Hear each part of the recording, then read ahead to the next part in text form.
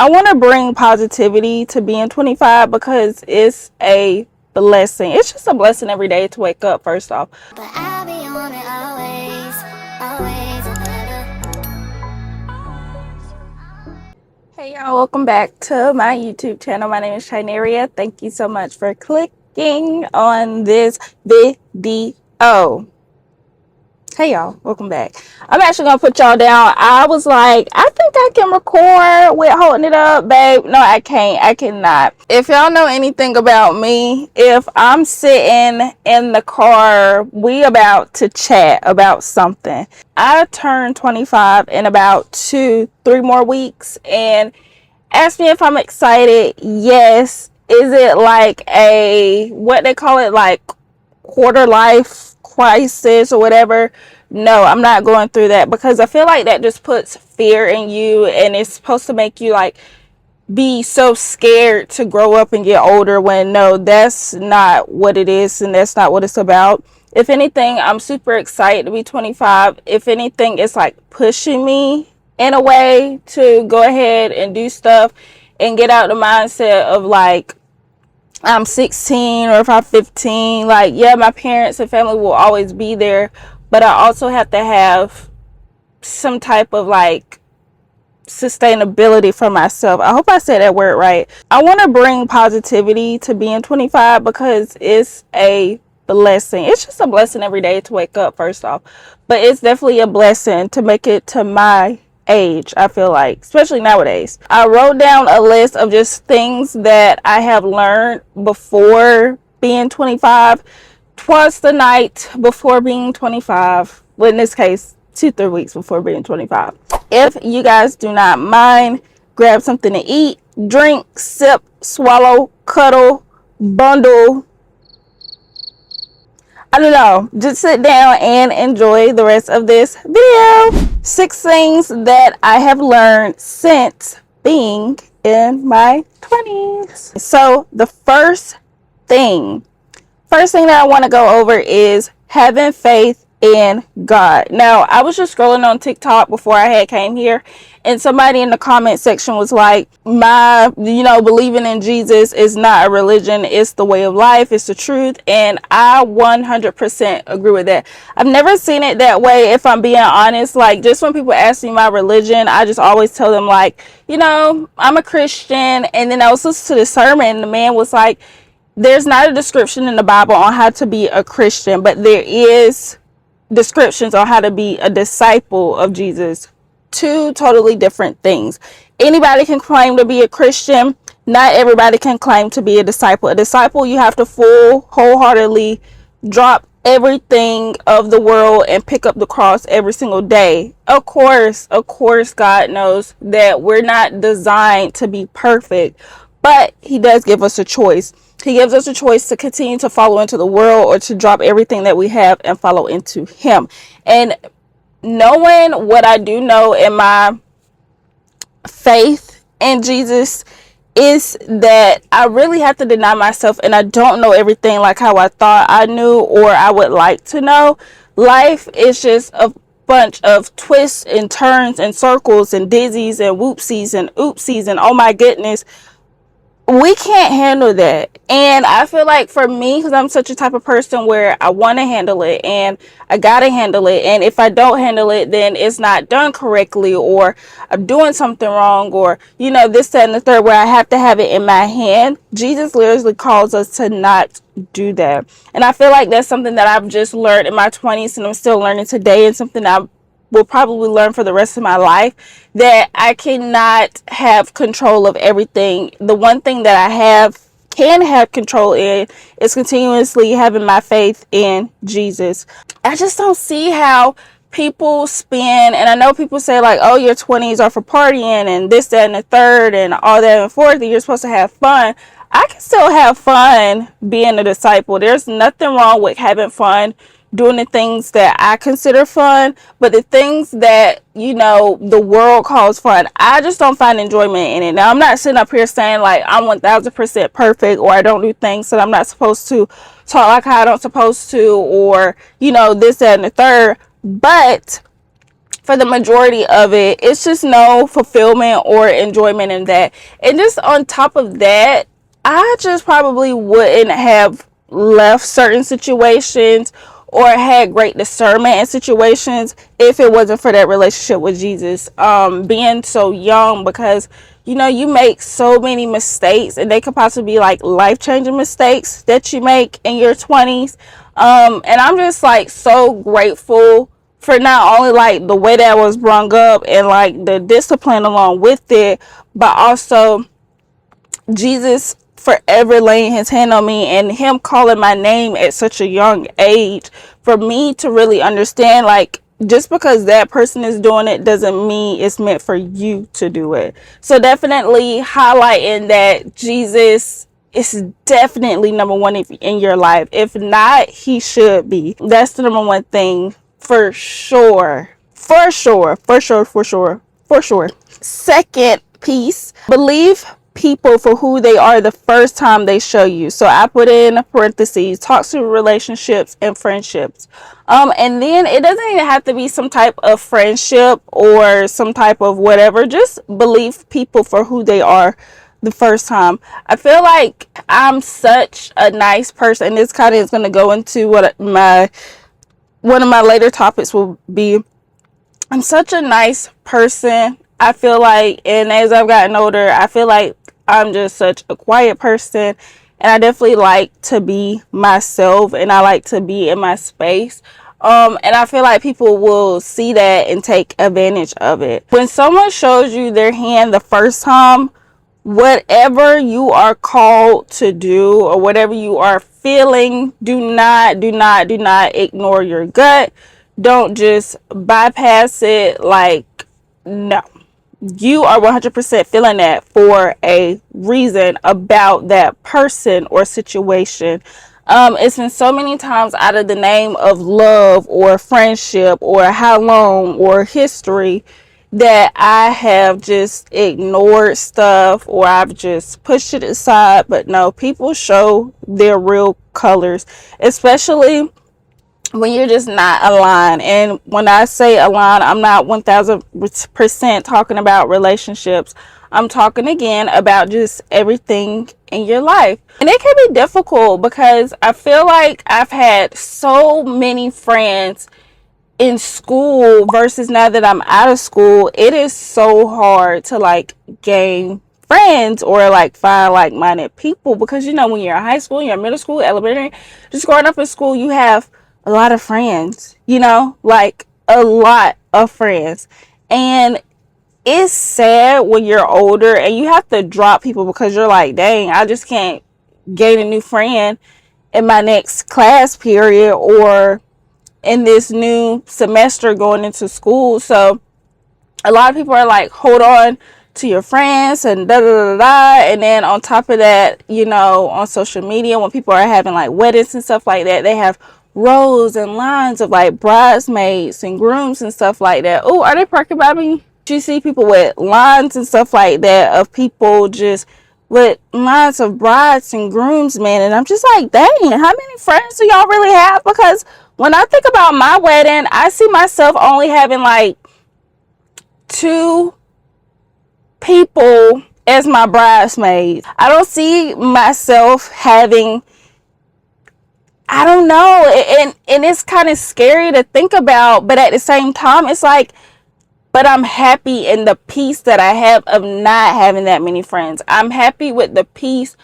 of being by myself and not being in a big group and stuff like that. Consumed with people who just aren't real and people who just are secretly hating and despise you and they're jealous. And I'm just like, but thank God for that. But straighten off a topic, but believe people for who they are. A skirt might slip the first time and you may look past it, but really believe people for who they are. And discernment is really big in this. It's just all in the characteristics and things like that. I feel like people nowadays are so good at hiding who they really are, which is scary, but you just gotta believe them. That's all I gotta say about that. Third topic, do not be afraid of who you really are. Now, I found that this was a deep thing of mine. I feel like you can classify this as like an insecurity, but like walk into a room and like not feeling confident about who you are 100%. I feel like I've done that thousands of times, and lately I've been trying to break out my shell. Another thing too, internally, when I am who I am and I show that and I don't get the response that I think or thought I deserved, I feel like people perceive me as like weird or awkward now, and I've thrown it off. Like, no, my cup of tea isn't going to be for everybody, just like everybody's cup of tea isn't going to be for mine. Just embrace who you are, because that's who God designed you to be. I want to be around people who accept me for me, and I want to be around people that I accept them for them. I feel like you miss out on so many great opportunities if you don't embrace who you truly are. Holding yourself back, and you're essentially like lying to yourself, and that's just not something that you should be doing. And especially being older and turning 25, I don't have time to keep lying or trying to put up a facade about myself or things that I like to do, or like my jokes, or like my sense of humor. If we just don't click, that's fine. I'm totally okay with that. But I want to know, when I leave this earth, I remained who I was, no matter what, who, or when. Because I just want to stay true to myself. Like, I want to have that piece of truth to me. So I feel like that's really, really important. Babe, just be yourself. Like, just be yourself, and you will go longs away. Okay. Right now, I'm being myself. I'm recording, and my windows, like my front windows, are kind of tinted, but people on the outside can still see me talking and recording. Okay. Fourth reason: people can take your niceness for a weakness. And in parentheses, I got in job with patience, because y'all, them patients be trying me for real. Like, I know my job is to be nice and to take care, but I feel like, and I'm not even going to talk about it, but goes back to my second point when I said believe people for who they are. The first time, people can take your niceness for a weakness. People will see that, latch onto it, and just feel like, ooh, like I got them, I can say this and get away with it with this slick remark. Like, no, it's nothing wrong with just like ignoring stupid stuff, but at the same time, be careful for people who try to suck the niceness up out of you. Like, I had this one person tell me I used to be way different before I met you, or something like that. Child, just a lie. And I'm just like, no, that was always in you. Now, people like that, no, babe, that was always in you. What I'm talking about is, if you're a natural happy person, don't let anyone shine that light. Someone may call you annoying, obnoxious, and this, that, and the third. Please do not listen to them, because that's not the truth. I feel like I'm so off topic, y'all. I just said an example and it just threw me back. Like, what the heck?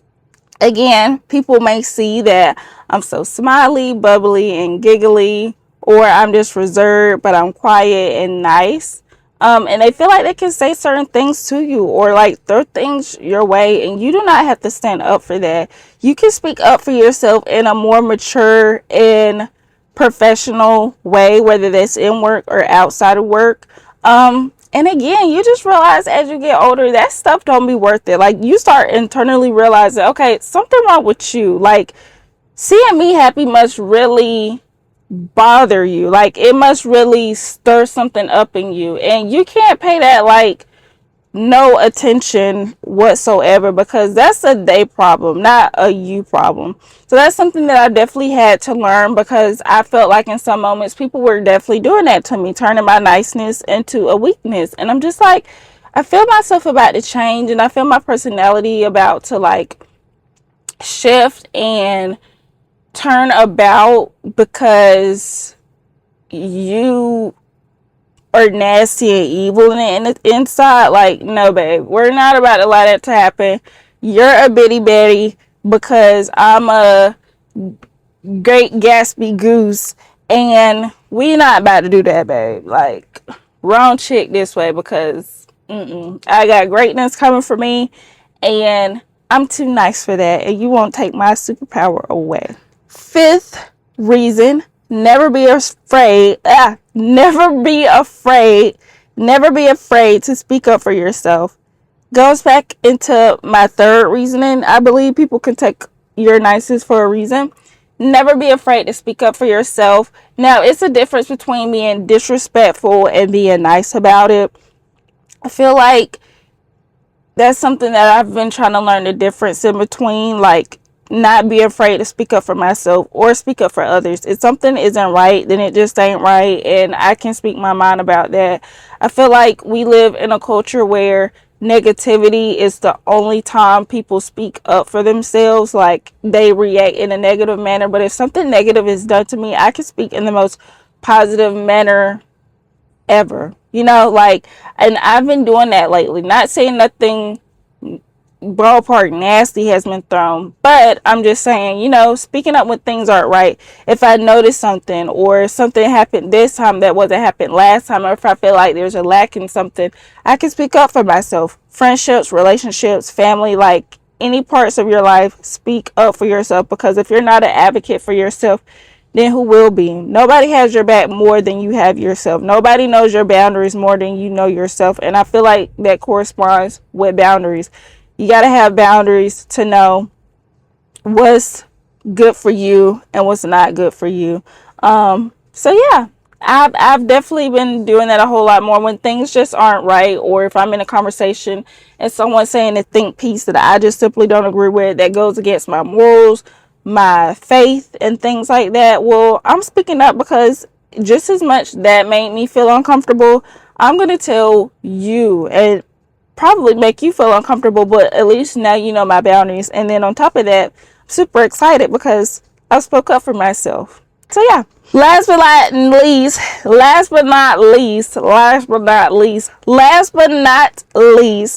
turning older never stopped anything. If anything, it turned up the notch even more.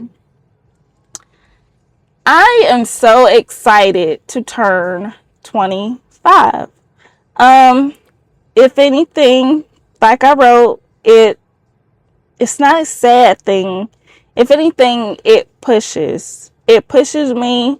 It makes me sit back and reflect. And it just makes me so thankful and grateful, because when I compare myself 10 years ago from when I was 15 up until now, it's like, dang, the way I was living, the things I were doing, the things that I cared about really don't matter an inch to what's going on in my life now, which nothing is going on in my life, which is good, because I felt like I had negative things, not personal, but negative as keeping up with friendships, boyfriends, just normal 15-year-old things that really didn't matter. Like, I'm a full adult, and I like to carry myself as such.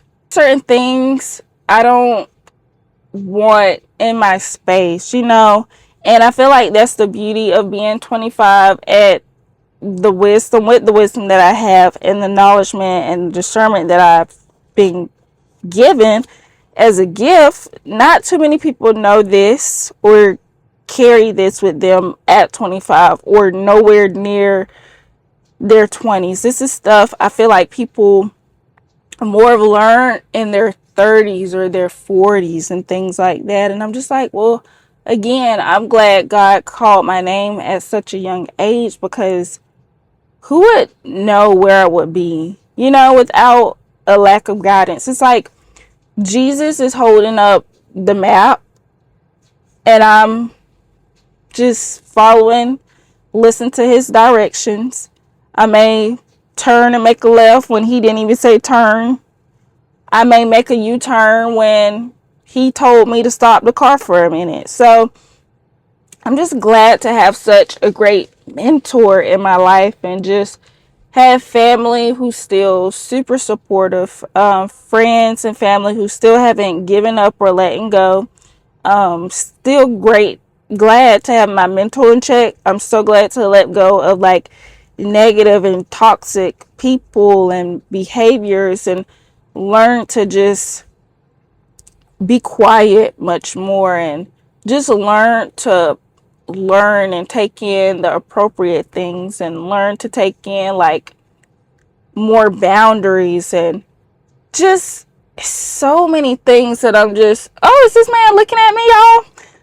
Just so many things that I'm just excited about in my future. You know, past 25, just it beyond. And I don't have kids and I don't have a husband, and you know that's been a little bit discouraging.